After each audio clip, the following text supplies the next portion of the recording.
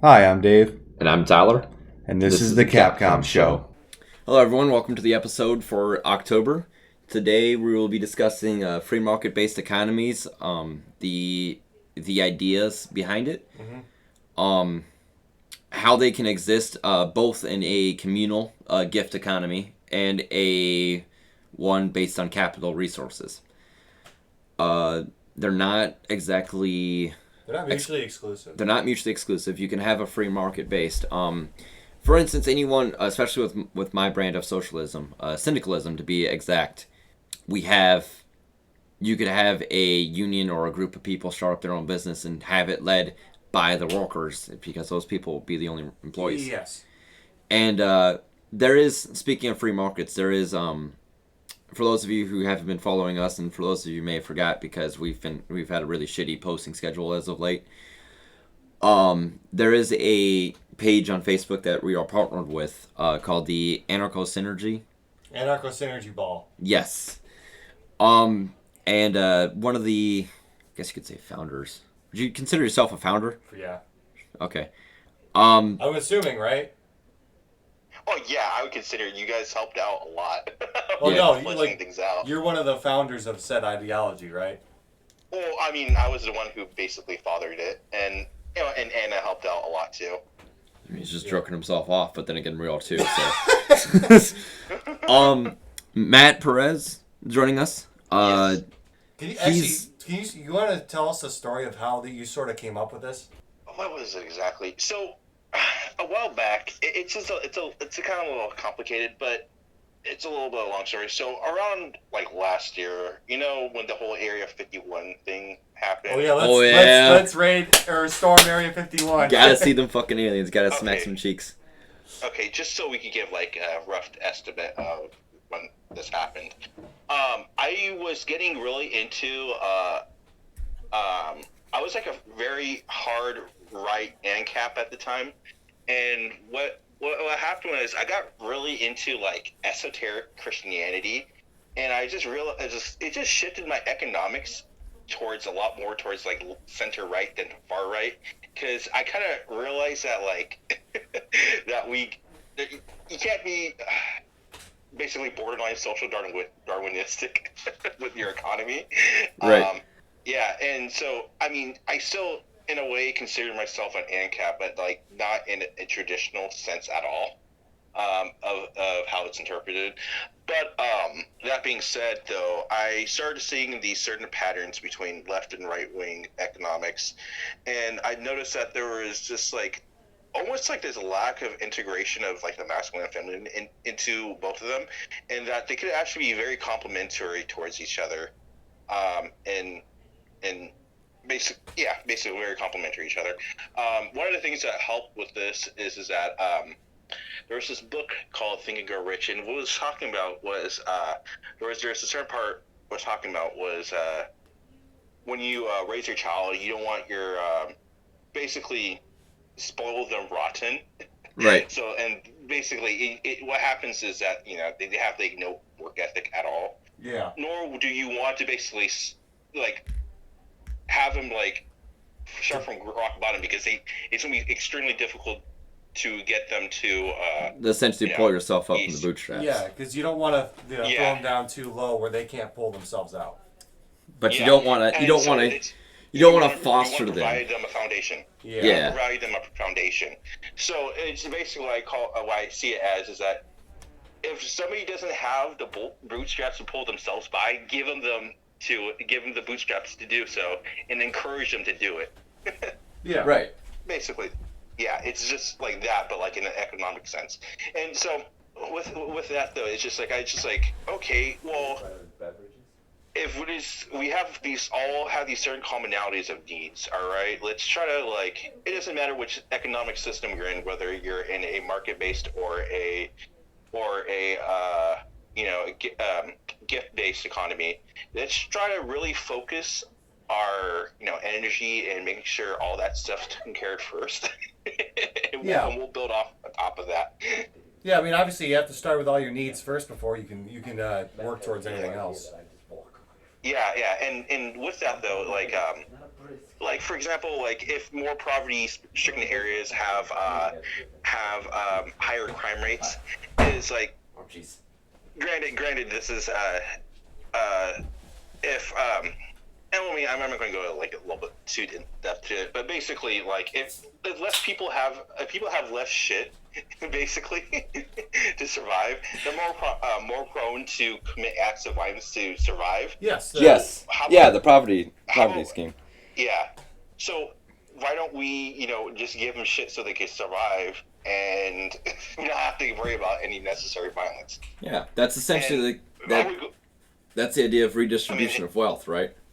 Basically. Yeah, but with like, well, more in a libertarian sense, just doing it voluntarily, like not relying on the state.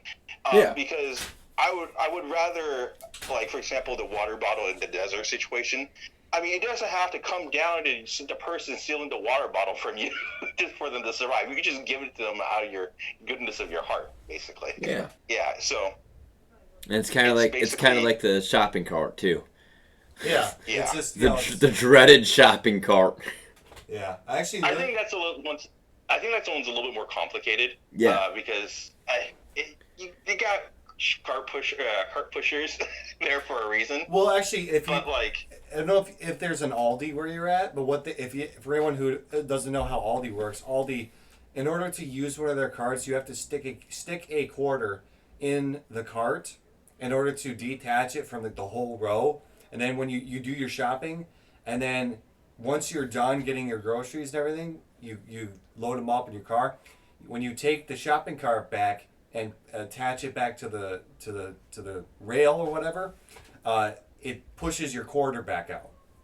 So that sounds great. That sounds great. So it monetarily incentivizes you. Exactly. That's what we. Sorry. I bumped I'm going to into- move that. I am going to move that to a different place because I do not want beer all over my keyboard. Sorry. Oh, Jesus. But yeah, we need a system like that where it monetarily incentivizes people in some capacity to either. Is that the fucking police outside my window right now? Yeah. 1 second. To take care and do. Fucking goddamn swine motherfucking coming by my window while I'm recording. Alright, that's probably going to be edited out. Roast some pig on the video. Not on the video, but on the podcast, bro. Anyway, yeah, it's a monetary way of incentivizing people to do commonly good, beneficial actions that don't really harm them in any way. In this case, like they can leave their card out, but someone else gets like a free quarter then. You know what I mean? Mm-hmm. So. Yeah, that makes sense. Yeah, I'm 100% down with that. That kind of basically takes care of like the whole fucking the broken window fallacy of whatchamacallit, purposely leaving your shopping cart out. Yeah, to make sure that people have jobs. Right. Exactly. Well, I mean, like in certain cases, this is an easy way to eliminate jobs that are unnecessary and unproductive. Right. Really. And a lot of the time, one of the things that I hate as a leftist is you get people where it's like, I don't want to do that job, but someone's got to do it. And it's like, do you honestly think that anyone wants to do that job? Let me tell you something. When I was working utility, a cart pusher for Meyer up here, I used to do the same thing. I vividly remember, and this is one of the only things that I remember from that job, was, and I'm impressed by this. I'm impressed and disgusted. I had to fucking scrape off shit underneath the toilet seat. Underneath, like someone purposely shat underneath the toilet seat. What the fuck? Like I said, people, that job shouldn't exist, but people still need to do it. And that's, I feel like a capitalist society predates that. People need this job, so it exists. And because people need these jobs to survive, such shitty jobs exist just to help people survive. And you get just this common lack of care among consumers If you're going to like a big department store, you don't care. You leave your fucking. A lot of times, more self-centered people will leave their carts out and fucking create a mess as they go. Be like, make decisions last second and put something that needs to be refrigerated on the fucking shelf. No, I worked at Meijer and I saw plenty of that. Or I had people that I was a cashier, so. People would come through my line, and then they just leave shit all scattered throughout my line that they just changed their mind and didn't want. And then it's like, okay, thanks. Now I gotta fucking do shit. I gotta take all this stuff out and clean up my aisle, and then other people are gonna have to go and take this stuff back to return it to its proper shelving if it's not cold or refrigerated or frozen. In which case, it's probably ruined by the time I see it. Yep. But what I feel like in a lot of things with this society that we live in general is the reason why we've seen so much of a shift lately into more alternative politics and leftist politics in general is because a lot of people out there now have worked those jobs. They've worked the jobs that no one wants, the food service jobs, the fast food jobs, the retail jobs, you know what I mean? But essentially what I want to get into it is the union-based economy that we had set up, that you had set up originally and planned, and I love it. I know Dave probably loves it too. Yeah. So why don't you talk about that a little bit? Oh yeah. So, I want to start off with that. I don't necessarily am trying to I still, for certain situations, I think a vertical mode of production is makes sense for such as a master apprentice relationships. Yeah. It makes sense. So I don't want to be like, oh, I'm anti vertical mode of production. But I still see utilities for certain situations, and if somebody wants to run their business like that, in this type of society, they're all by any means they're allowed to do that. It's just that just good luck. Right. Just good luck. If you that's it. That being said, what we're doing, because there's just two different sides to this. There's the ANCAP side, basically, and there's the ANCOM side of this. And there's basically two different society. Well, two different kind of models working together. Yes, basically. And, synergizing, if you will. Yeah, synergy. Yes. Yes. And basically, I'll start off with the ANCAP side, where basically what it is that you have your traditional labor unions, all right? They're using their collective bargaining power for the labor to, well, even then though, I was talking about with what I was talking about with the vertical modes of production. This would be implying that there's an owner of the company, but there would be a lot. With that amount of bargaining power with both the consumer side and the labor side, they're going to eventually own a good chunk of that company, though. But that being said, though, you have the labor side, the traditional labor union side. And then you have this idea I came up with, this is the consumer union. It's similar to the labor unions, but it's more for consumer protection and also to provide the lowest rates possible through collective bargaining, and also through by working together with labor unions, you have more leverage to do so.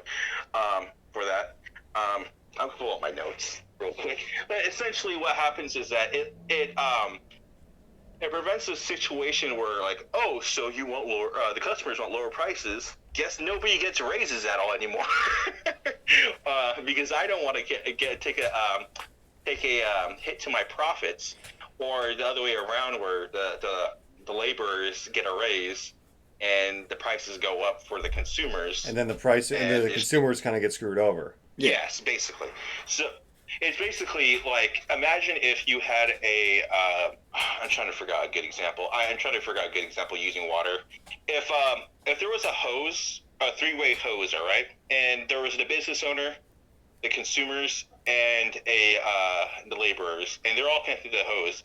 What makes the most sense is none of them the laborers and the consumers didn't want it to get wet at all. It makes the most sense for both of them to put or not even necessarily. Actually, that's not a good example. Three-way tug of war. Yes, that's a better example. There's a three-way tug of war battle between the consumers, the laborers, and the owners of the company. It makes the most sense for the laborers and consumers to work together. Yeah. So they Well, win. a lot of times in like a such a society these days, consumers are employees essentially. Most working consumers class is the biggest consumer. Yes, consumers are naturally, most of the case, workers themselves. And that's also one of the biggest cries for socialism as well, is because you get a lot of stagnation up top. The more wealth you have, the less you want to spend it. And I understand. I mean, if I came into a lot of money, I would want to keep it like that too. Especially if I had it handed to me by just being born to the right family. Exactly. You don't want to ruin that, because then. But I know. I actually had this argument once. You know this person. I'm not going to mention their name on an open mic. But it's the same guy who supports Trump just because Trump's a capitalist and he thinks anyone on the Democrats is a socialist. This is such elementary. He's mistakenly thought. He's not a neocon. Excuse me. He's a paleocon, and essentially what he believes. Essentially, he's more into Reaganomics than he is into Trumponomics and Trump, just Trump everything. Trollonomics. Trollonomics, yes. Essentially though, we had this debate one time, and he posted this on Facebook because he's a personal friend of mine, and it's about Mark Cuban. For those of you who don't know who Mark Cuban is, he's more famous for just owning things. I know it sounds kind of weird. The man's net worth is like $4.3 billion. Which normally, I'm a leftist. I don't like billionaires.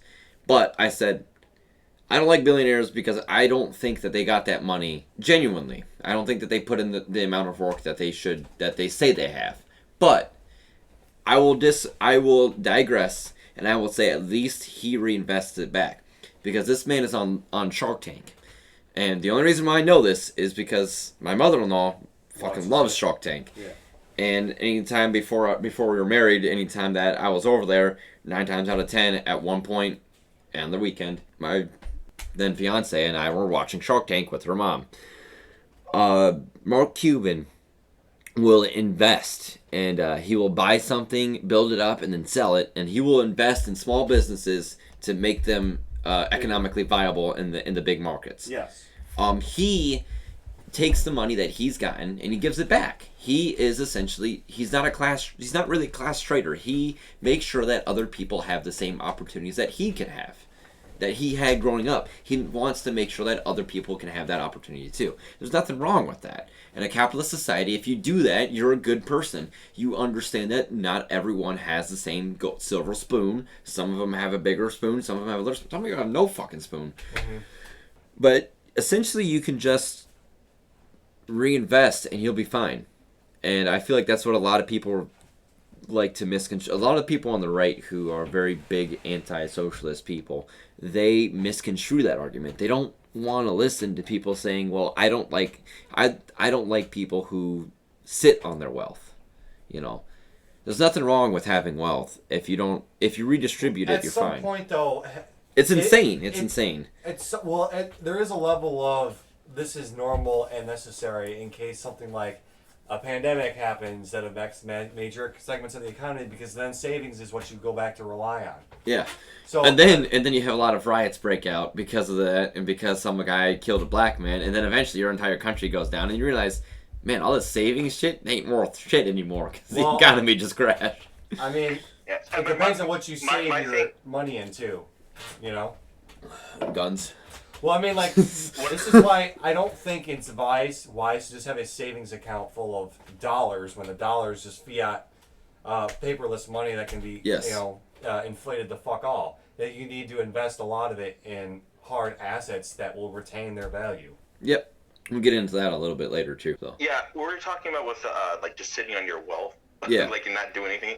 Yeah, I'm a very big proponent of flexing your property rights in the most generative way possible. Yeah. Yeah, that's nothing wrong with that. And so, if I had that much money, I can't really fucking justify just not doing anything positive with it. I got all my shit I fucking need. Right. Like, let's go fucking help some people out, man. Right, dude. That's redistribution of wealth. You got everything you need. Yeah. One of the questions, because I do a lot of moderating and stuff on Leftbook, and it is as stressful as it sounds. Yes, in fact, at one point I literally told most of the people to fuck off. I don't care anymore. And essentially what it boils down to is we had someone come in like, hey, you just won the $1 million lottery, what do we do? And we had an entire group, it was 5,000 of us, and we had an entire group discussion about essentially why it's okay to cover your own bases. A lot of people were saying if I had $1 million house, I would go out and, take like 300,000 of that and get myself set up for life, put 200,000 of it away in savings so I can at least live moderately, and then give all the rest of it away to people that I care about, people that I know that will need that kind of money. $100,000 is still a lot of money, and if you give that to a homeless person, man, I can guarantee you if that person is there because they got laid off and they just had a rough time and a rough year and got, they will be able to take that 100 and turn it around into a point where they are living almost on the same standards you were living on before you even run the lottery, and that levels the playing field so much. A lot of the things from people that are anti this sort of mentality is that they are worried of it's that whole mindset of, oh well, now they're just going to rely on this and they aren't going to be productive as much. They're going to go blow it and waste the investment I gave them. That's what I'm gonna like. They're worried about. Yeah, like I don't play the lottery personally, but I don't either. Because the odds that if you winning it are very, very, very, very, very, very, very, very abysmally low. You're more likely to get struck by lightning. You will spend more money playing the lottery than you will winning the lottery. But again, that's beside the point. The thing about the lottery is I had a coworker of mine come up, and she paid for the ticket. She paid for the ticket and everything. And she's like, we'll split the money 50-50 if it wins. And I was like, okay. Like 16 million. I was like, what would you do with what would you do? I'm like, $8 million? Fuck yeah, I'll split it. I was like, wonder what I could do for $8 million? I was like, they're like, you could stop working at this place. I'm like, no. Why would I do that? I would go out, I'd find a decent house that I'd want, or I'd go out, buy land, and put a house that I know me and my wife would want, just big enough for what we have planned for our future.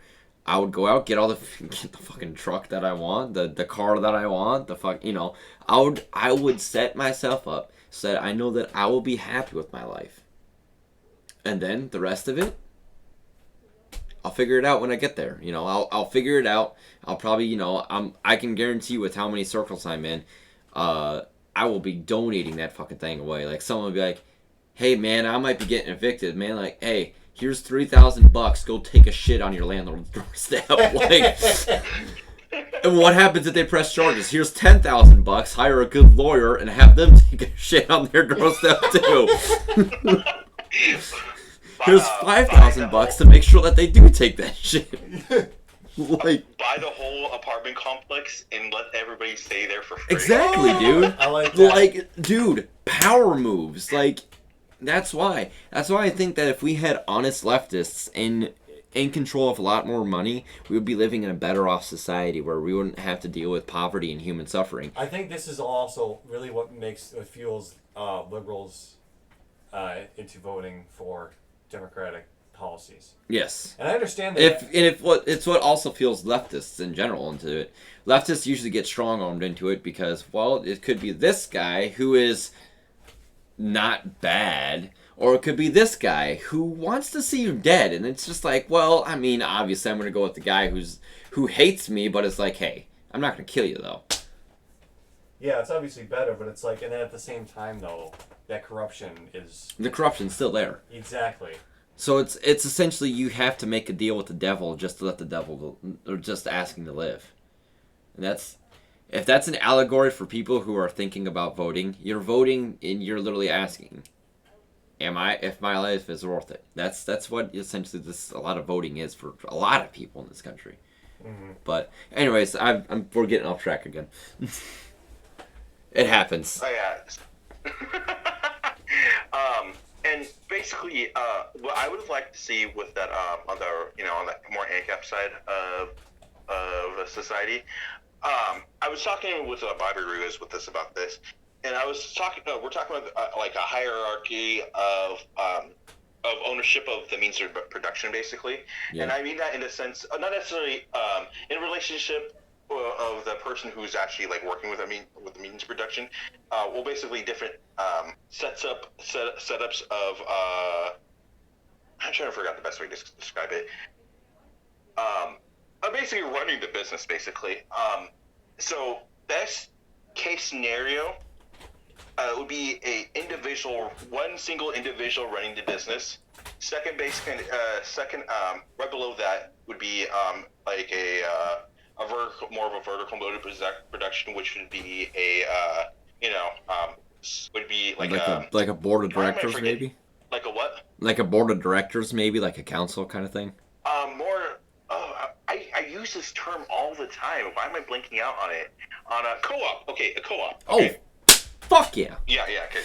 Yeah. So basically, at the top is a sole proprietor, one person running business. That would be on the type of top of the hierarchy. Right below that would be a co-op. And then out of the bottom would be your traditional vertical production firm. And basically is that the reason why there's a hierarchy for this is because the more decentralized a market economy is, it means it's more competitive. Yeah. All right. The more competitive it is, the more people win. So that's when I say like there's a hierarchy. The most decentralized it can ever get is down to the single individual, basically. Yeah. So if we could get these, as many businesses popped up by sole proprietors as possible, then it would just make the market more. Basically, more business means there will be more businesses, and more businesses they have competing against each other. Better quality products we're going to have, more innovations we're going to have. And so we should try to get to that point.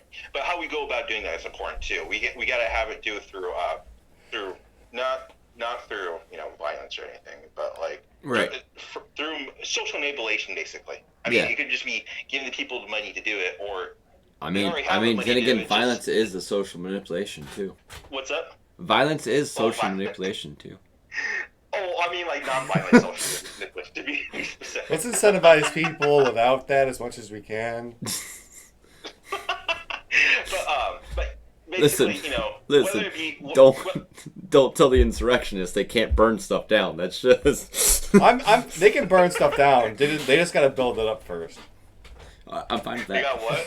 He's got to build it up. I'm fine with that. Building an agorist economy to burn down the one that sucks.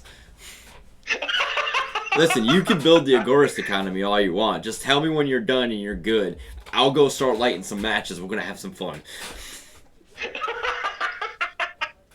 But what I'm getting at though is that shit. What the fuck I was talking about? Oh yeah. So we determined that the situation is whether somebody needs to be mentally in it, like it's just like. What's preventing them is not necessarily a lack of mere material conditions of the situation, but it's actual like a mental conditions of the situation per se. Yeah. That's the mental that's preventing them from creating a business and further decentralizing the economy. Like you go ahead and try to enable them to do that, and whether if it's a material conditions of the situation. Give them the shit and let them do their thing, basically. Right. That's basically, that's how you would.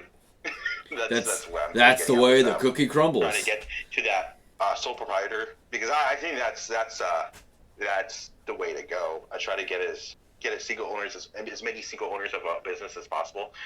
But like I said, there's certain situations for like you're gonna have to have more than one people cooperating on this. So a co-op. Right. Or like let's say if it was a master apprentice, it just makes because of how the deal is like I can't really. If somebody's literally teaching you a whole new skill that you can survive off of, I mean, you don't really have that negotiable leverage to like give them, there's a market specifically for partial this. ownership of the business. I mean, you could. I mean, not saying you can't try, but like, I mean, they have too much power in that situation. And to be fair, though, I mean, you're getting a really good fucking deal because after you get that skill, you can just get the fuck out. Right. I mean, we should encourage this kind of market where it's literally teaching aids. You know what I'm saying? Like trades and skills, and no matter what they are. I'm sorry, I thought you said AIDS there for a second and it threw me for a loop. I was mid-drink and about ready to do a spit take. We're going to teach people about AIDS. We should teach. AIDS is a real epidemic. Be careful about it. Wrap your tool before you... Wrong kind of AIDS. Not those kind of AIDS. It's still a real epidemic, though. We still need I mean, imagine... AIDS Awareness Day. Say, hey, you want to learn, like, technology, like basic design software. Okay. What about, what specific kind of software do you want? Okay, you want this software? Okay, we'll have, there's this group of people that has this person willing to teach people how to use it. Right. And so and stuff like this is what helps encourage workers and makes them more productive, and not only that, but increases their bargaining ability as a worker. Right. Yes, and one of my issues is that we also have, and this isn't an issue. I've seen it with the left. I've been trying to combat it as it comes up, but this is again another society issue. Is when people go to colleges and stuff, there are trades out there. For instance, the trade that I'm looking into is one of the best, easiest job markets to get into because there's always need for it in this kind of day and age. That's mechanical engineering. In Michigan, there's a 14% growth rate projected for the next 10 years. It's very low cost to get into school. You need 4 years to get a decent job, and a decent job is usually like 60, 70K right off the bat. It's a lot of times companies will recruit you halfway through that 4-year process, give you an internship, and then depending on the company, some of them will outright pay your entire tuition for the 4 years, or for at least for the 2 years that you're working with them. That's one thing that we need to combat, is the idea that going to college is only for people who want to be doctors and lawyers and people who want to be scientists. There are some jobs definitely that you need college level education for. Like, obviously, I don't want some dumbass high school, graduate working on some surgery for me. Like, The heart's right here, I think. Fucking stab. Yeet! Yeet that heart. Full fucking send right straight through the 5th rib. Dude. You got a fly in here. Yeah, you... I fucking missed it. You missed it, and he just got the shit scared out of him onto my computer screen. Anyway, but yeah, there are definitely some jobs that require a high level of specific classroom type of education. But I think it also needs to be balanced with sort of like shadow workers and like I said, internships where it's hands-on experience in said market too. Because a lot of people, they don't really learn well in a classroom. They have to work in an actual work environment. And so things like apprenticeships and all that kind of stuff, that is more valuable to me than just sitting in a classroom learning something. For that I suck. Oh, yeah. I hated college because of that. Yeah. Like I was saying earlier off mic, I'm more of a hands-on learner, so if I'm doing something that engages my body, my brain will learn better. Yes. I went through summer school a lot. I went through guided academics a lot because I just couldn't pay attention in class because I have ADHD. And one of my ways to cope with the whole can't pay attention thing is if I'm fidgeting with something, I can concentrate. So if I'm like doing something with my hands, I'm like, okay, I know what's going on now. So I'd be sitting there playing a computer game or fucking going through Facebook while listening to the lecture and just be like, all right, cool. And if there's like something I need clarification, I'll just go back to the lecture and fucking watch it again. Oh, also going back to college is Joe Biden is definitely part of the reason of the student loan debt problem. Oh, yeah. Because he wrote and campaigned for the bankruptcy bill that exempted student loans from bankruptcy. So he gave universities a free pass basically to jack up tuition and allowed loan companies to offer loans without fear of risk. So easily over $1 trillion is on Joe Biden's head. Yep, So and people think he's going to save him from it. No, and I will say a lot of leftist positions, like, again, anti-racism, the police and all this shit, like, he wrote part of that 1994 crime bill. Yeah. So, and then Kamala Harris isn't any better either. No, she fucked over so many work people. See, what pisses me off is there was a ball dropped in 2016, and that ball just rolled over to 2020. They dropped the ball because they looked at Trump, and they watched as this outsider came into the Republican Party and beat out every strong Republican contender that they had. Yeah. And just fucking walked with it.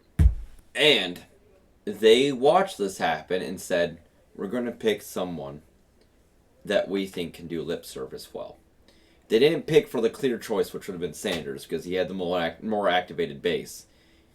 They went for the one who they thought was going to be safe, which was Clinton. And probably because DWS thought that if they didn't go with Clinton, DWS would end up with a mysterious suicide. Neither here nor there. DWS. Yeah.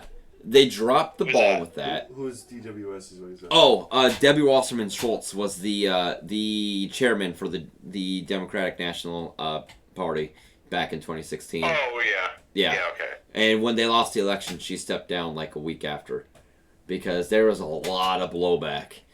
And that blowback continued to now, where they looked at Trump and they said, we just need a body. We don't need someone who can compete with him. We just need a body because he competes with himself. And they gave us Biden, who is quite possibly the worst body they could have thrown. And then they gave us Harris on top of it. They gave us two of the most hated Democrats in the party and said, "Oh, this will be good enough to beat Trump." And it's the funny thing is they don't care. They don't want policy change. They just want to be in power. What the fuck was that? Hey, we're gonna You know, pause to be this real honest, quick. I'll probably vote for a tanky over, like, any of these fuckers. Oh, dude, totally, hands down, hands down. Did you go fix that? To be honest, I would totally vote for a tanky over, like, fucking Biden or fucking Trump. I would Any vote day. for a tanky in a heartbeat just because I want to see some interesting shit happen. Give me Dave's still here. Give me 1 second. I have to go fix the blind that just fell. I mean, I like tankies because they mean well. Well, they always They're mean well. misguided, though. Oh, yeah. What? I would say they're definitely well-intentioned, but sometimes, well, I mean, that's not even true all the cases. Some I've seen, they definitely just want to fucking get in power and then fucking yeet liberals. It's like, okay. Again, don't have a problem with that. I mean, I understand hating liberals, but I don't want a fucking murderous regime, all right? Unless they're murdering the right people. I mean, Unless some, you know. the right people. They need to murder. You know what we mean. They know to kill the right people, all right? Just a bunch of like normies who vote liberal. Like, no, I don't think they should kill them. But maybe just like. Gulag. I think Gulag. anyone in the alt-right quadrant can just die, and I'll be happy about it. Oh shit! I said that out loud. On an open mic. All right. But yeah, so You know, because I was because the main reason though is that, like, all right, what I see, if I'm not going to vote, but let's say if I was to vote though, I could totally see like getting a tanky, like, to give, like, you know, for the confiscation of homestead principle. I could see that, like, happening, like, actually happening in the off-left society. yeah. Than a than off-right. I could totally see that happening. I mean, they have the fucking grounds to do it, to be honest. I mean, if you think about it, the alt-right is kind of a poisonous ideology. It's one that is, it's whenever they get power, they hold power. We've seen this happen multiple times throughout all of history. They hold power, they hold power, they hold power. And the funny thing is, and I was watching a video on this, and it was a video that I'll probably post in the links just to shout out. It's an alternate history video. It's a what if alt hist. It's the future wars that could be very well likely breaking out within the next couple decades.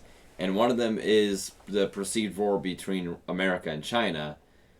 And it's one that says that it's anytime there's a rising economic power to challenge a current dominating economic power, the rising power will either surpass the dominant one, and the dominant one will go through a period of internal strife, or the dominant one will smack down the rising power. And I think right now we're on the road to the dominant power getting into internal strife, which is what we're dealing with right now in our society today. Yeah. What would be you're talking about the alt-right? Yes, the alt-right wants to hold on to that power because they see an alt-left taking it from them, and they don't want that. But essentially what they're also watching is a rising alt-left in their own backyard, along with a rising bottom two quadrants as well. Essentially, Neo-Stalinism. yeah, essentially it's like the Overton window isn't just shifting left, it's growing and encompassing the entire compass. Yeah, so, basically. Fucking shit. This is beautiful. Yeah. What a sight to behold. It's the Boogaloo, boys. Boogaloo. Now we just gotta make it. Now we just gotta get center right avaritionism a thing now. Oh, Jesus Christ. Center right avaritionism. Abolish the right. All right. Anyway, so one of the reasons why, and this is one of the reasons why I hate Reaganomics, is the abolishment of gold. I can't really say this is Reaganomics, because this was Nixon. So Nixonomics. It's Nixon. Nixonomics is corruption. That's all it is. But it was originally one of the starts of our own problems. It's the elimination of the gold standard. Now, for those of you who don't know, it's a monetary system that links a currency's value to that of gold. You know, you have the oil standard, you have the gold standard, the silver standard, you know, whatever.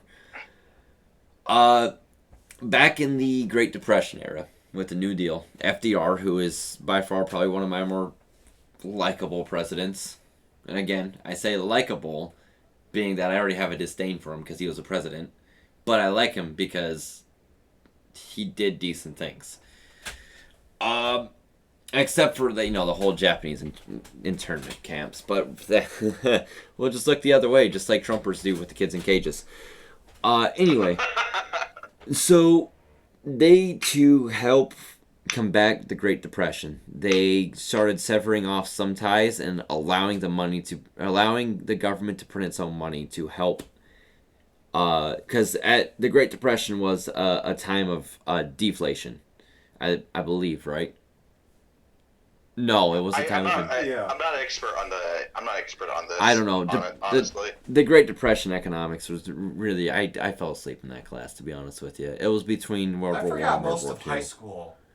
It was between World War One and the war that everyone actually cares about. So, nobody cares about World War One. No one cares about World War One. That's why I said World War One and the war that everyone cares about. Because World War Two is honestly the whole reason why we're in the situation now. If you think about it, World War II was. You can't talk about history and just be like, by the way, 1939 to 1945, nothing happened. Like that, those 6 years, nothing happened. You can't do that because there was an entire world-changing event. Kingdoms died. That was one of the most generational changing events to occur, and its after effects are still lingering. Still felt today, even through the Cold War. Yep. But essentially, right now, they got rid of the gold standard, and like we alluded to earlier in the episode, in 1971, Nixon cut off the gold standard completely. So instead of having a regulated economy, we now have a an economy that is just erratic. The government can print money essentially whenever it wants. It's tied to nothing, so its value is nothing as soon as the government doesn't exist, the value disappears. So, that kind of really does give rise to the whole moneyless society that a lot of the people on the left, like myself included, just want. I don't feel the need. Again, I said this multiple times. I don't feel the need for us to need money. I think it's because we lack real valuable money. Yeah. Because states bastardize it and they'll inflate it. I mean, now some of these times corporations can do the same thing, but generally it's government manipulated that has really affected us the most right now. And even everyone will say that when Nixon cut off that gold standard in '72. It dampened inflation, so it helped first, and then it just kind of sunk. It's like you saved a ship, and then you turn around and watch as you put another hole in the fucking of the ship. So essentially, we saved ourselves, and then it just died anyway. So. And that's the fallout. And then, of course, you had Reagan come after him, and he introduced trickle-down economics, which is the worst idea in the history of mankind. And then he's like, hey, but you want to know where we're going to get all this money from? We're gonna get money from drugs. By, starting the war on drugs. Yeah, and now it's literally just a fucking cash and authoritarian power grab. Yep. Well, anyways, there is the idea of going back to the gold standard that has been passed around by, I think Ron Paul is actually championing it right now. I honestly, I don't care for it. This is just me speaking as someone who doesn't care for money. I think that it's abstract. It's an obsolete concept. Currency is.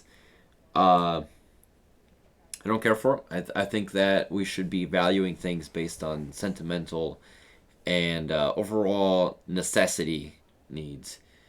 Because mostly I view this as we kind of tied it more or less to oil for a little bit there. We tied our currency to oil so that we could maintain our empire through... Yeah, Kissinger did that right after Reagan got rid of the gold standard. Yeah. And yeah, we tied it to oil, and now that we're the biggest exporter, we can't really maintain our economy anymore because of free trade. So either we're left to deal with the fact that we now have to embrace a socialistic nature, or we just have to get rid of currency. Which in the end, if we embrace socialistic nature, we will end up in getting rid of currency. So we're the end game here is that currency, I feel, is going to be something that is going to be a dead technology here in the next couple centuries. Not obviously in the next couple, years, but centuries. It also, it depends on what type of, what kinds of currency you're talking about. Because if you're talking about fiat currency, I would agree. That's definitely going to eventually go down the toilet and never come back. Yeah, and one thing that bothers me though is I hear a lot, and I know I'm sounding like a broken record because I've said this at least 2 times in 2 different episodes. I hear a lot of people say that Bitcoin is a thing, that Bitcoin will replace the American dollar as the paramount currency in the world. Bitcoin won't. Bitcoin to me is another fiat currency. There's not really much of a rate to try to regulate it. It's just a fucking runaway train. And I feel like it's just asinine, you know what I mean?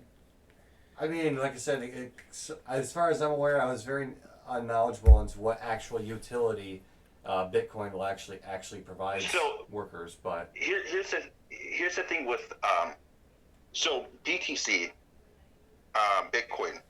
Okay. Bitcoin's trash. The Bitcoin that there's various other cryptocurrencies out there.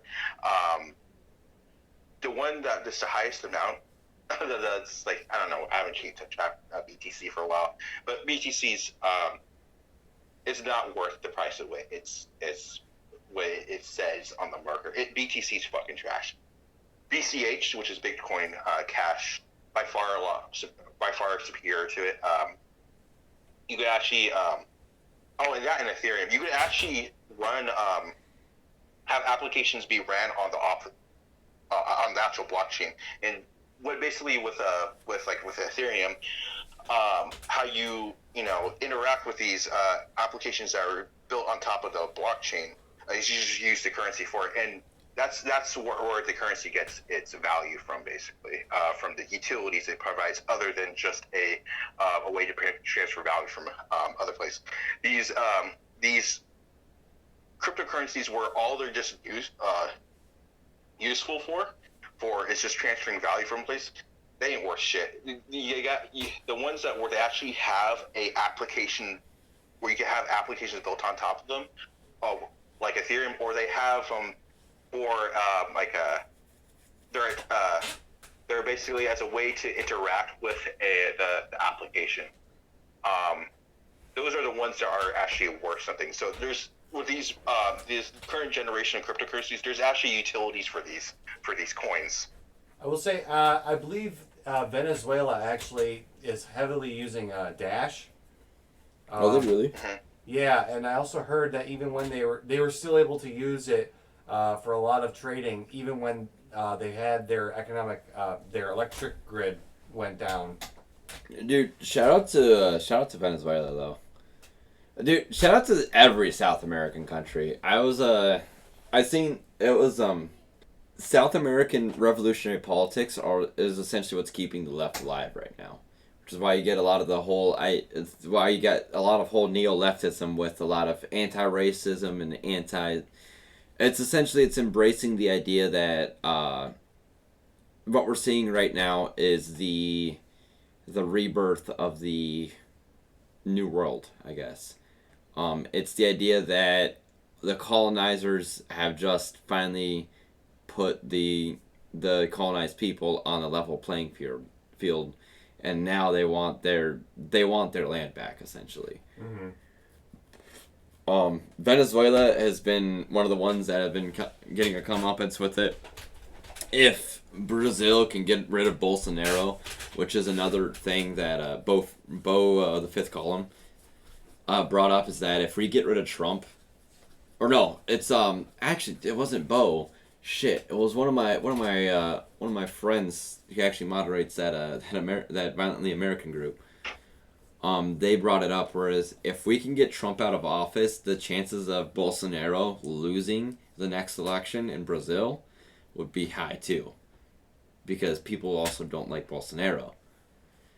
Okay. Yeah, essentially a lot of the South American politics kind of come full circle back around to American politics. Mm-hmm. So I don't know, I just thought that was interesting. I'm not sharing it just to start a discussion. I just thought that was interesting. I don't know why.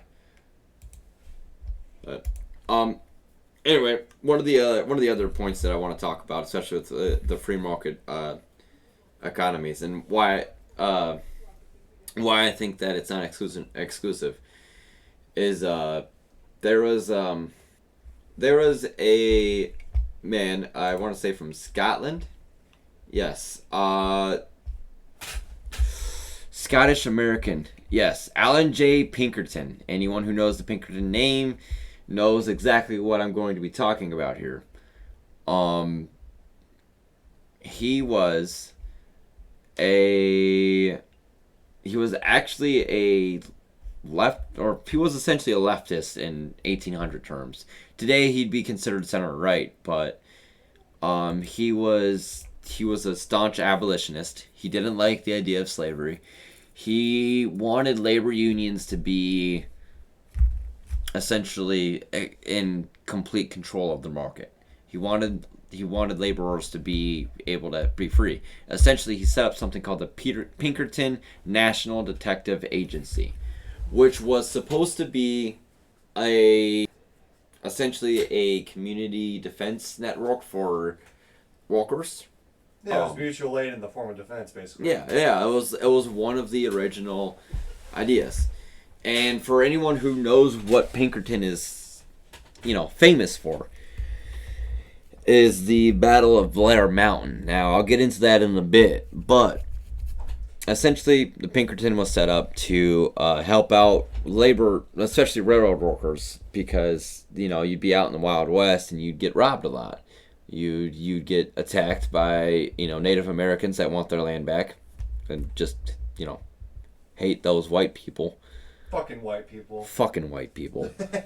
We say this as we're white people. I fucking hate white people are the reason why I drink anyway. But I would like to point out that Alan Pinkerton actually died before the turn of the century, and the Battle of Blair Mountain happened in 1921. And the 20s were an interesting time for labor movements. Just because, going on in the world, we have the rise of the USSR. We have a lot of other socialistic governments popping up around that time too. It's just the fallout of the kingdoms that were once great in Europe falling, and after the aftermath of World War One, and now, excuse me.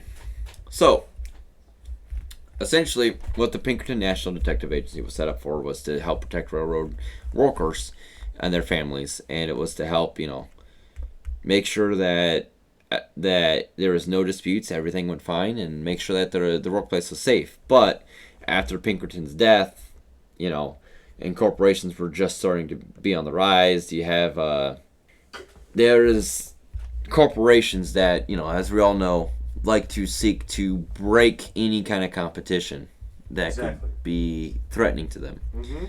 This is the end game of late stage corporatism, I should say. Not necessarily capitalism. I feel like late stage capitalism is more or less supposed to give into more of a socialistic kind of economy. It's supposed to, I would say, bring in and enable that socialist. Yeah. Sort of. But people like to stagnate on it a lot. So. Yeah.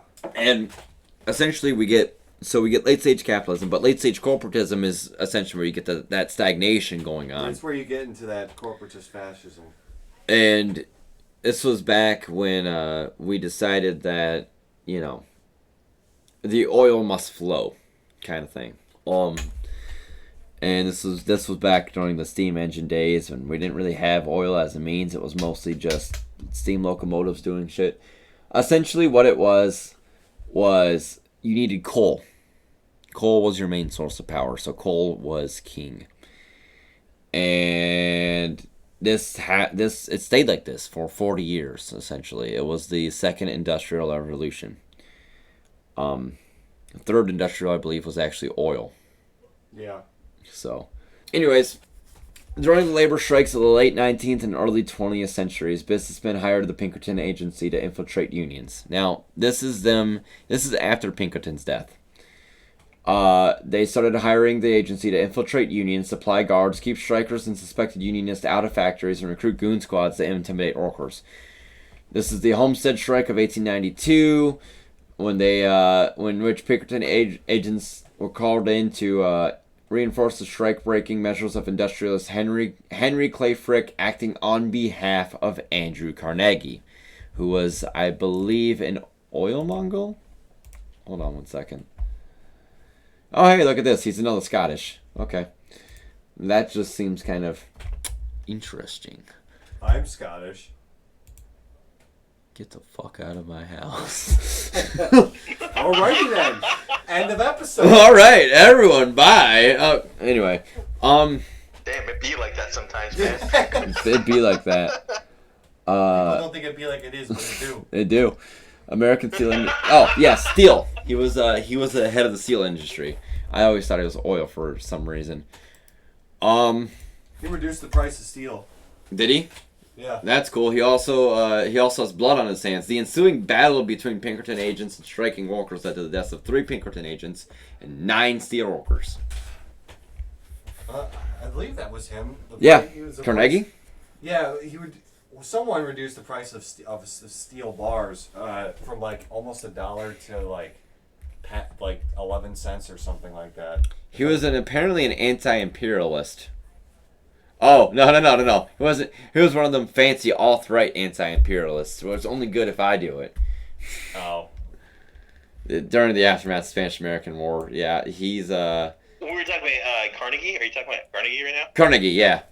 He was an anti-imperialist only because he's seen profit in markets that the Spanish Empire held. So he wanted to break the Spanish Empire using the American Empire. So he is exactly what you would expect out of a corporate fascist. Okay, yeah, I can totally see that.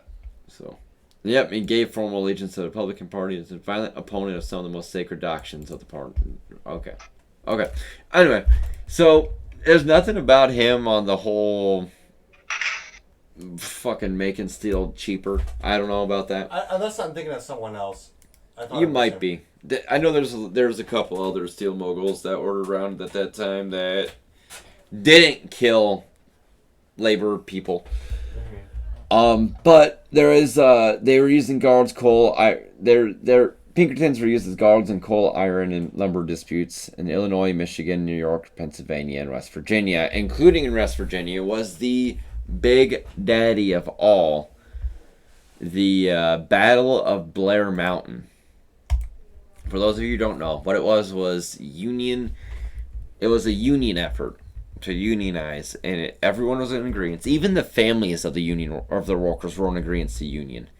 And it was in Appalachia, and essentially this is where the whole state comes in, because this was a battle between the Pinkertons and a very poor armed community of steel workers, coal miners. My bad. And it was 10,000 armed coal miners confronted 3,000 lawmen and strikebreakers, who were backed by coal mine operations during the miners' attempt to unionize in southwestern West Virginia coal fields when tensions rose between workers and mine management. Battle ended. Approximately 1 million rounds were fired, and the United States Army, represented by the West Virginia Army National Guard, led by McDowell County native William Eubanks, intervened by presidential order. So what we have here is we have a federal government coming in to put down an unrest situation brought on by a corporation. The state, they sided with the corporation. And they sided with the corporation because the corporation gave them kickbacks. Essentially what we have is a state came in, said, we like these people because these people have money and they have something that we want. So what we're going to do is we're going to tell you to go home. You will continue to make product for us. You will continue to make product for these people. If you resist, you will be arrested. If you resist violently, you will be killed. That isn't employment, that's enslavement. That's enslavement, yes. These people, these laborers, they wanted out. They wanted a better lifestyle for them. They wanted a better working condition. And essentially what happened is a corporation got in bed with the government and said, this is a problem. They outnumber us. They can easily kill us. Bring in your technologically advantaged and trained people and put this down for us. This is not a free market. Well, that's absolutely not a free market. This is a... I will say this is something that a lot of ANCAPs need to work on if they're going to even try to persuade people to their ideology, is that this whole idea of keeping corruption in corporations and businesses in check between workers and their employers. Yes. Because that's a huge thing. You know, if a worker dies due to some reason on a factory floor, yeah. You know, they need to be able to make sure that the family or whatever can be compensated at the very least, and if it's an issue directly brought on because of the employer, that they can directly be sued for it. Yes. Things like that to ensure worker safety, and this also affects consumers too. Yeah. What consumer wants to fund a company that treats their employees like shit and makes them work on unsafe work conditions? I typically try to avoid, like, I'll window shop through Amazon, and if I find something that I want through Amazon, I will go to the actual supplier and buy it from their site, because it helps the local business a lot of times. And you're not giving money to Bezos. And I'm not giving fucking money to Bezos or Amazon because Amazon is terrible with its employees. I had a coworker at the job I was laid off at. He used to work in an Amazon distribution plant. Yeah. And he said, yeah, they're pretty fucking strict on I had a guy come through my drive-thru one time, and he was pretty pissed off. But he's like, 2 more weeks and I'm out of this. And I was like, dude, hell yeah. Good for you. He's like, we're thinking about unionizing. And I was like, dude, we are too. Damn it. Yeah, I'm trying to. I need to. Tyler, you could probably send me over some information, but I need to start figuring out ways to get like some like organizing people where I work at to start making a fucking union. Because I would love to fucking do that. Like, just go start working places, random places, and start organizing unions and fucking dip out. I mean, there is. I will always say go with the IWW. They are one of the best unions around because they're syndicalists to begin with. They believe that everything should be worker run, so they stick heavily to their ideals, and they're very good with their vetting procedures with it. And they're fucking nationwide. They're the biggest union around. So direct people to the IWW and go from there, basically. Yep. Yeah, essentially that's what I tried doing with my factory a long time ago. And the issue that you're gonna run into with that is people don't want to pay $6 a month to keep their job. That's nothing. I know. That's what I said. Like I was sitting there talking to IWW rep, and I was like, yeah, so we make this much. He's like, well, everyone who joins the union will pay $6 a month. And we're like, that's not bad. That's cheaper than a fucking Netflix account. Yeah. I was like, dude, are you telling me that I could pay $6 a month and have someone having my back if management decides one day to fire my ass because I wore the wrong T-shirt? That's your own workers' insurance policy, basically. And like that's what a lot of people don't understand in this day and age. Is right to work laws exist, and for those of you who don't know what right to work laws are, they're not right to work laws. They're your employer can fire you on the spot essentially, and you can't fucking say shit about it because right to work laws allow that to happen. It's very anti-union, and it's harmful to both consumers and employees because, you know, it makes people out of a job, and you can't have a strong economy if there's no one working, because there's no money being thrown around, and if there's no money being thrown around, then there's no money. More importantly, there's nothing is being produced. The efficiency and amount of production is what really is the backbone of how much an economy can grow. You know. Right. There's nothing to buy if there's nothing being produced. You know. Yeah. So. Damn consumerism. Oh God, I fucking hate consumers cucks. Bye. Dude, I hate it. I hate it because it permeates throughout every fucking subculture in this society these days. Where it's like, you know, you get, for instance, I don't know about you, Matt, but we're both gun guys here, essentially. We're both into guns. We're getting into it, and I need more money for guns, bro. I want to get back in. Well, I had a Desert Eagle in 1911 for a little bit, but I was fucking hard on luck for cash. This fucking guy. Like last year, and I had to sell it. That's fair. I love that gun. I bet that was a good gun. But yeah. Dude, there's a burn mark on this piece of plastic on my keyboard. I am going to kill someone. Anyway, who the fuck let that pass? Anyway, I know there was I got a Wazir 10 as my primary right now. And for anyone who doesn't know, that's an AK-47 clone. It's a Romanian AK-47. Works, fires all the same as the regular OG gun. Now, I can get shit for it all I want. That's a $700 low-budget AK that is assembled using military or spec parts. So, I know that's going to be as reliable as the original itself. Mm-hmm. Now, I have, some attachments on there are kind of cheap. The reason why is because why should I spend money?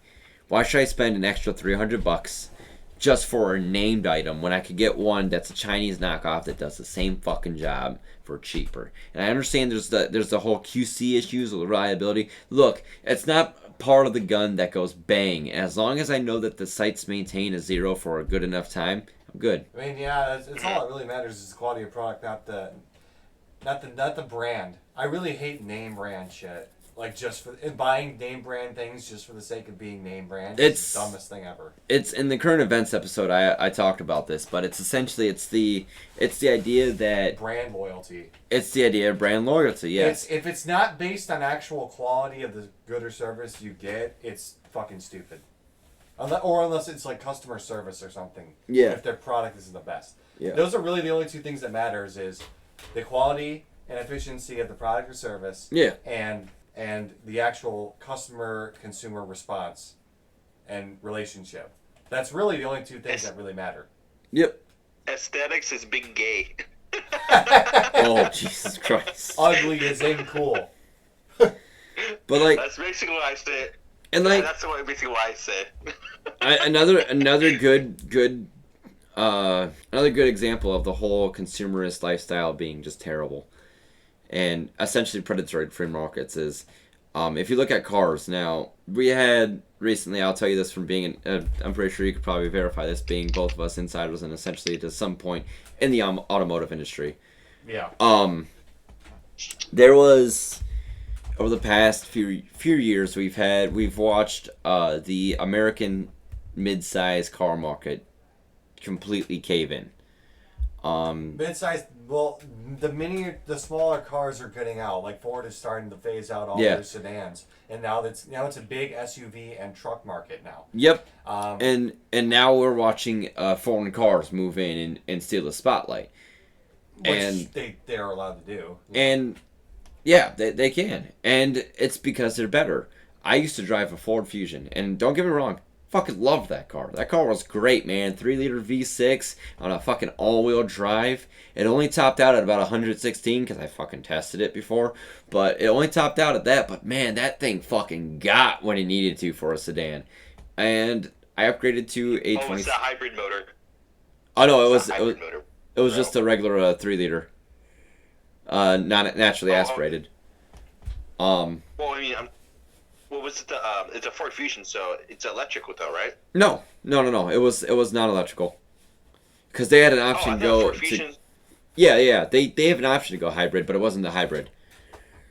Oh, I thought all Ford Fusions were hybrids. No, this was a 2009. Oh, okay. Yeah. They only the recent hybrid Fusion was fairly new. It was like I think it was the newest gen that they just released. It started having hybrid as a major an option, one. but yeah, the vast majority of Fusions out there are not hybrids. Yeah, but I upgraded. I was under the impression it was. You're good. I kind of get why you would think that because it's in the name Fusion. Like Yeah. Fusion, you're fusing two things together. I upgraded though to a 2016 Hyundai Sonata, and it's funny because one day I was running the specs and I'm like, a 3-liter V6 all-wheel drive car get some fucking ass pretty quickly. That's good launch control and everything. I was like, I have an inline 4 2.4 liter in my Sonata right now. I was like, front wheel drive, but I have the ability to go into it's a semi-automatic transmission. I have the ability to go into manual, whereas my Fusion was you just shift. Yeah, it was automatic. You just shift to the low gear, and that's essentially your drag race mode. So I'm like, in a quarter mile, my Fusion would win because it had the muscle to fucking beat out the Sonata. But in a half a mile, my Sonata would fucking just surpass it. And by the time a full mile drag happened, I'd be seeing the Fusion's headlights in my rearview mirror. And that's kind of the illusion that I want to kind of put out here. When I was shopping for my new car, I got shat on because they're like, why are you going foreign? I'm like, because I don't want a truck, I want a sedan. And they're like, why are you going foreign? They're like, you're putting it up against a Chrysler 200. The Chrysler's better because that supports your own brand. I'm like, most Which Chrysler's 200 suck. They're not. From They're my- not bad. From all the people I know, Yeah. they don't like them. they're your new cookie cutter sedan. The Fusion used to have the market on that, but the 200 started slowly starting to seep in. But essentially, it's the same difference. Where Chrysler's this big name brand, and it's like, this is your home market. Support your home brand. And Hyundai, most of the times, because it's cheaper to do this, instead of importing it, they have factories and assembly plants here in America. Yeah. That will make the cars for them, for the American market, and for, Same with Toyota and Honda. They have yeah, their own they have their own factories here to make their own vehicles for this own market specifically. The reason being is because it just makes sense to do that. I got that car, and I would put that car against any American-made vehicle, any American-made sedan today, and I will probably walk away with my Sonata, still keys still in my hand, happy, because even though it's a Hyundai, and even though it's not a well-known brand, and it's cheap because it's not a well-known brand, It's a decent, well-known brand to me. yeah, I mean it's decent, but it's not like. You see more Hondas out there. Honda Civic's actually more expensive than the car outside that I have. Yes. And Civics are fucking shit. But it's because it's a known brand. Honda's a known brand. Toyota, a known brand. They're brands that have their own niche in the marketplace.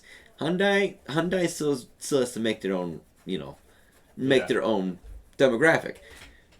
I like it. Hey, Yeah. I'm having some audio issues on. Your guys are like really low. Like I can't really hear you guys well. Hold on 1 second.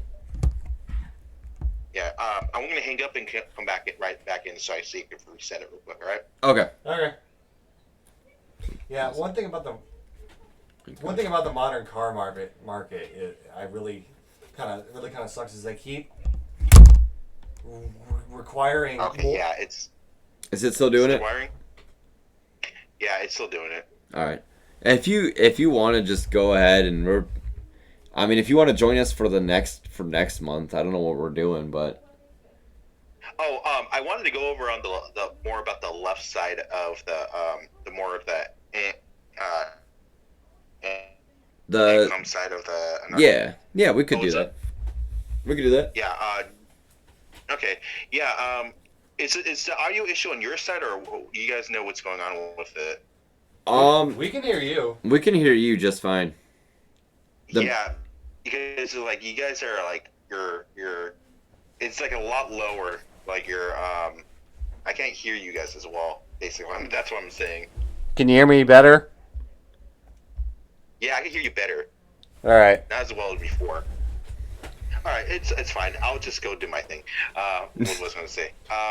Basically, so on the left side is that so it's going to be like your traditional anarcho-communist setup, where it's a collective ownership that means production.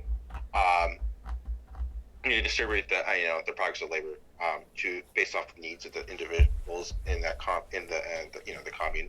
But right. How it what they're going to be doing as well is that they're going to be participating, basically using their means of production as a business as well to participate in basically the marketplace and like a global marketplace. And with that, this is more on the because there's two different styles I have created for this, which is the market. Two different ways for these two different societies to interact. One is the market-based, which is trades, and there's the other one is the mutual aid-based. I need to make a diagram for the mutual aid-based one. I'm going to work on that tonight, and I could I could send it to you guys so you can put in the video. But basically, though, is that the commune, wherever the direction they want to take with what they want to use their collectively owned means of production, they make stuff with it. All right. They sell it and they reinvest back into the economy, and however they want to do, like if they want to give that money, divide up all their profits again. Yeah. And to everybody who lives in the economy, they can do that. They have a certain percentage to go towards that, and they have a certain amount of reinvestment, so they can It's basically just a worker-owned business, right? Yeah. giant, basically a very large worker-owned co-op, but it's a town. But you live in it though. I mean, yeah, Basically. you can work in that. You have the work set up basically right next to where the workers live. Yeah, and and that's basically what it would be like. It's like you have you still have you know, internally it would be communist, but externally in the sense of how it interacts with other societies, it would be, I mean, like socialist / capitalist, whatever way you want to look at it. I mean, it's kind of semantics at that point. But yeah, that's basically what it would be like. What are your thoughts? I like it. I like it too. Yeah, I love Yeah, it because, actually. like, So they're not using money within the actual like commune itself. That's still traditional, communist style. I mean, if somebody wanted to make their own business, like in a house, I mean, and they wanted to do that, I mean, yeah, sure. I mean, we don't have to. There's no reason why we people can't, like, like, just use their property as they want to, as long as it's not hurting other people. But there's no reason why somebody couldn't do that.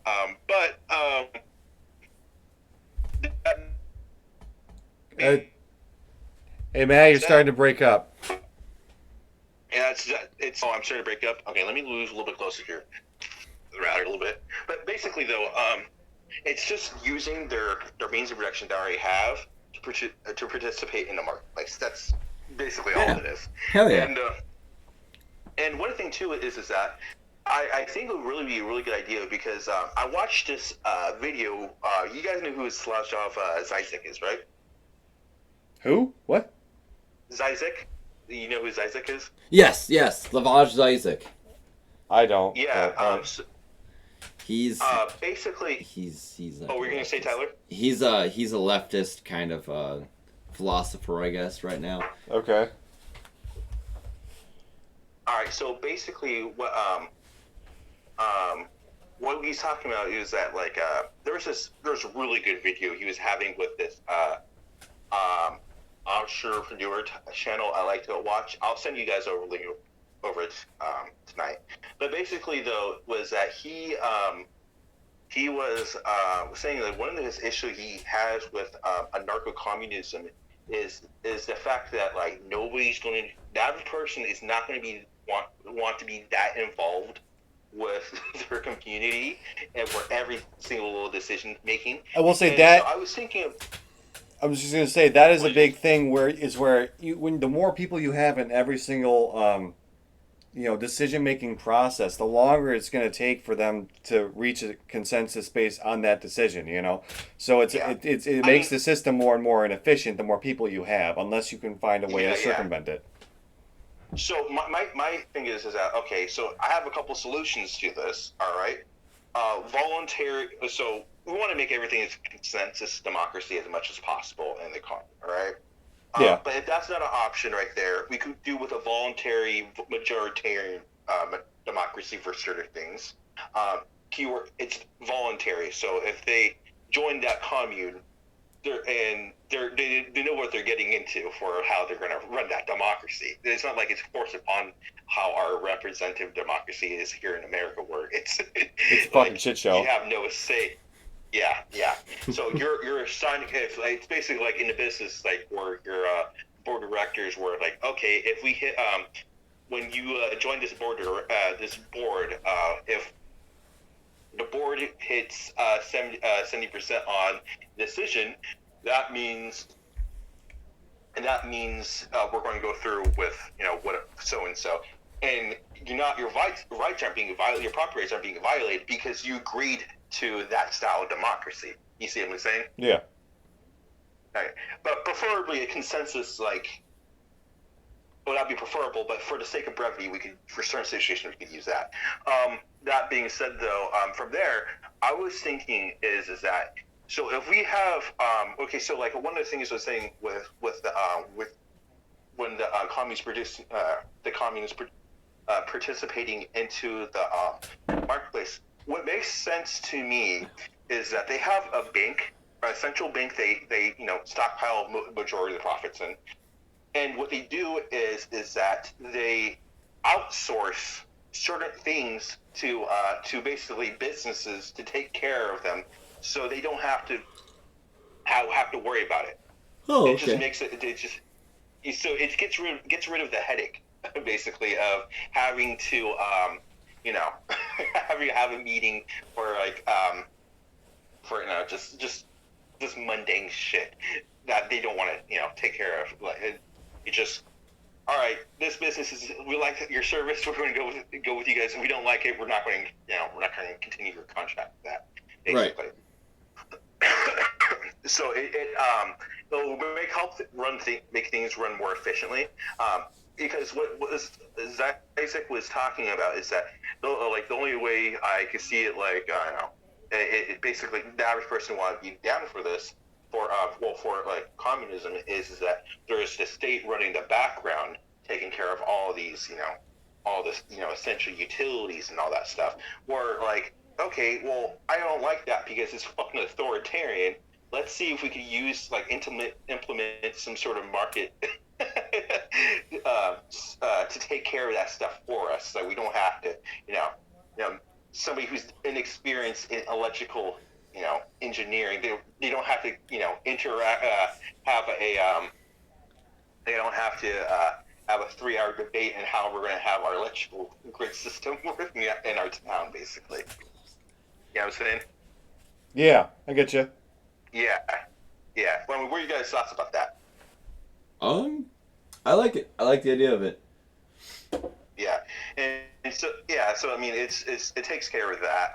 And so I'm gonna go a little bit over the mutual aid part, and now I'm done with my whole little spiel with we're done with the synergism and economics. I still want to say for the rest of the show. So with the mutual aid style, and like I said, it's going to depend on the situation, honestly, whether it makes sense to go through a mutual aid. Using mutual aid based interaction or market based interaction, how they interact, but basically how they would interact with each other in mutual aid. These two sides using a mutual aid economic system is basically, let's say if the commune needed some tractors, all right, to Farm or whatever. farm or whatever, but for whatever reason they don't have the means they don't have the means of production to do so. Right. All right, or they don't have or even have the capital to obtain it through a market economy. So what they do is they go talk to the consumer union, all right, that they have a good relationship with, and he's just like, hey, can we borrow so much money to buy tractors, and then we'll give it to them. And I think a good way to make sure nobody gets exploited from this is that there's basically a tally, and there's just like to see how keep track of how much is borrowed and lent to people, and it basically gives you like a reciprocity score. And higher people, the more higher your reciprocity score is, more people are going to want to interact with you using that that mutual aid network. Right. That makes sense. Yeah. Kind of basically similar like to the thing that Castro set up in Cuba. What exactly is that? I actually am not familiar with that. It was a social credit program. It's kind of similar to how China works. Except, of course, both of them were authoritarian, so it was more like, trust the government, be a good citizen, don't do crime, and it's essentially, hey, if you're a good boy, you get dinner, essentially, like something like that. Damn. But it has the idea of if you contribute to society, you're good. And that's the whole Yeah. work or starve thing, I mean, like, at some point, there's a little bit of leeway there for those who can't work, but if you can, I mean, it's sort of discredited if you don't provide anything for others in any market sense. And you got to put some effort in trying to be productive. Yeah, there needs to be there. I mean, that's a true sense, I mean, I'm one of those people that thinks that if someone could work, if someone's able to, they should be. I'm not saying that everyone should have a job. I'm definitely saying that some people don't deserve to have jobs. I believe that retirement age should be at 50 years old because Jesus Christ, I do not like working with you people anymore. Right? I work with a lot of old people. I do not like it. Trust me. Old people working minimum wage jobs should just be allowed to retire and live off of whatever the fuck they want to live off of. But essentially, it's a good idea to have a society where if you could and wanted to, you can, and if you can't, you don't have to. You have stuff provided for you. It's one of the more appealing parts of leftist economics. Yeah. So one thing though is that I wanted to mention too was with this is that it also, since they're going to be competing in the market, the bonus is that they will still have the that psychological how should I put it, that pressure to be more to be more creative basically. Yeah. So to be more productive.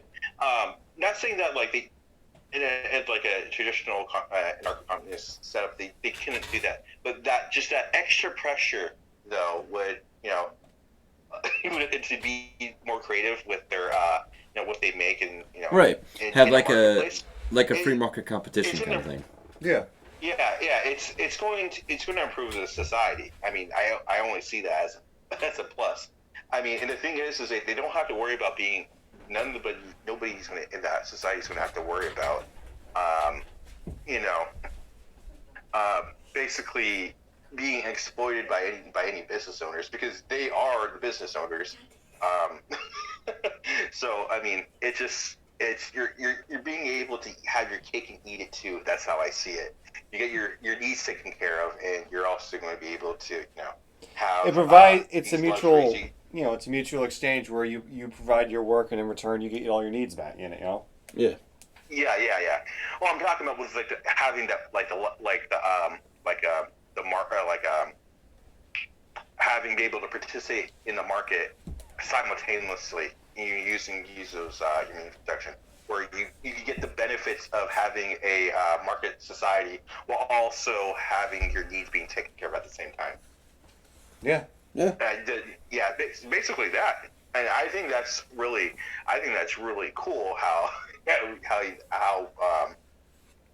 you could basically do that with that. I mean, I wish there was more ANCOMs who are willing to think outside of the box, come to that conclusion.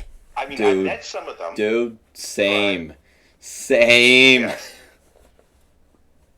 And it's just why not use the best of both economies to maximize human well-being? Yeah. Why haven't you thought about this? Anybody thought about this? And yeah, so let's say for after that though, for the commune, basically after they get their tractors, they have a really fucking good harvest, and it's way more fruit than you fucking need. Basically to give the excess fruit to the consumer unit, the consumer distributes distributes towards all their subscribers and such. And yeah, everybody gets free food basically. Well, not necessarily free because you had to work for it, but it's you didn't have to necessarily work for it though. Right. Mm-hmm. Yeah. Right. But yeah, it's I don't know. I don't understand why people you get too caught up with the semantics of the meanings of capitalism. Oh yeah, it's well that's not capitalism though because it's socialism because da da da da da. It's okay. Do we care more about the label or do we care about what the label is supposed to represent? Yeah. And I just see this this bullshit. Like, come on. Like, I honestly kind of stepped away for a little bit. I just been focusing on my financial situation lately.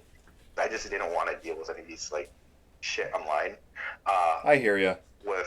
Yeah, and I'm gonna get back into it soon because I have more or less I have a lot more control of my time right now because I'm not working on a shitload of hours a week over at that cannery anymore. Uh-huh. But yeah. That being said, though, I just want these motherfuckers to get over their fucking bullshit and start getting some shit fucking done. Yeah, I know. Let's work together already, all right? You know, What's up? Let's just work together already, you know? Yeah. Oh, you said you wanted me. You said something about you wanted to come on for another show. You said something about that. Yeah, if you want to. I mean, it wouldn't hurt to have I a third wanted to- voice every now and then. Yeah. Yeah, I kind of want to talk about like my idea I had for synthesizing agorism with syndicalism. I want to talk about that. Okay. All right, I'm Yeah. down. Yeah, because I think that those practices because I did make that meme a while back. I there's a lot of potential for that practice to fuck shit up majorly. Oh, yeah. Yeah. We'd have to do it on another episode though, because we have like maybe 20 minutes left on this one before we run out of recording. Oh, yeah, and it's actually late. I'm sorry, man. Yeah, You're good. You're good. It's good. Yeah. It's just 11:30 at night our time, and I got shit that I got to do in the morning. So. Oh yeah, for sure. And I'm gonna let you guys have the rest of the show though. All right. Yep. Thanks for calling, Matt. Yeah, thanks. I want to still listen though. Oh, okay. We're- He's just gonna get a front row seat of us I'll be signing silent. off. Yeah, we're basically just gonna sign off because I gotta go. Yeah. Oh, okay. I'm sorry, man. No, you're good. You're good. You're You're good. good. Hey, you got your point across. That was essentially one of the reasons I had this episode tonight. So. Okay. Yeah. So. Anyway. Okay. So you guys ending it right now then, basically? Yeah. Okay. All right. Well, I'll see you guys then. Okay. Just mention your page again so people know where to find it. Okay. And when you post it or. Yeah, we'll tag your page. Yeah. Okay. Sounds good. All right. Cool. All right. All right. Thanks for showing All right, up. see you guys. Yep. Yep. See ya. All right. See you. Bye. All right. You can follow Matt at Anarcho Synergy Ball. We'll post it in the comments or tag the page in our post. And we're going to try to see if we can we're going to try to see first off if we can get it up as fast as we can, hopefully within the week. Second is if we're going to try to maybe do some editing for both the current events and this video, just to try to give more scenery. If Dave wants to do that, I think, because didn't you say you're going to do the editing? Am I doing the editing on this episode? If you want to, I don't have the fucking software to do it. I mean, I could download it, but I'd have to have the time to do it, and I don't know if I'll be able to because I don't know what Selena has planned for me. I don't know. We'll figure it out. So, anyway, that was our episode on free trade economics. Along with some other shit tied in there. Yep, along with some other shit, just random useless information knowledge, gold standard economy and stuff. We will probably have an episode next month. I don't think there was anything in my way standing. I'm pretty sure I'll be available. Okay, cool. Yeah. So we'll see you after the circus ends with the election. Right. And if we're still alive and still have a government. I mean, who knows? It might all just fucking end.